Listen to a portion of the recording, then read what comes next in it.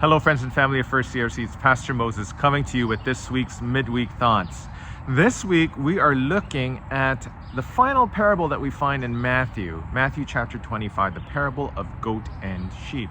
Now it is interesting to me that this is actually the final teaching of Jesus before the Passion narrative comes in Matthew, but that's not why this parable is important.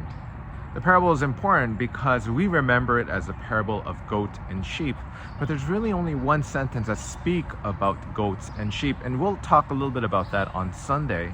But it's interesting because when we hear this parable, just like interpreting any parables, we try to identify each of the characters that come out. And so when Jesus says you're goat or sheep, we, the listener, would like to identify ourselves as either being goat or being sheep.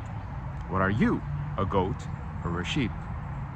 Well, one of the things that decides whether you're a goat or sheep is what we find in the parable and the later explanation, starting in verse 34. Then the king will say to those on his right, "Come, you who are blessed by my Father, take your inheritance, the kingdom prepared for you since the creation of the world."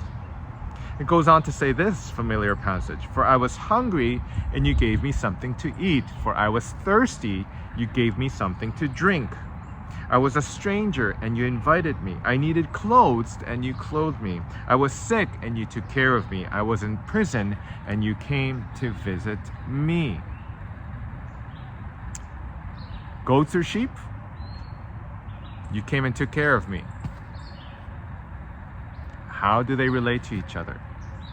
I'd like to invite you to come join us this Sunday as we worship and as we take a look at the parable of goat and sheep. And you have some time, I invite you to turn to Matthew chapter 25, verse 31 and onwards and take a read.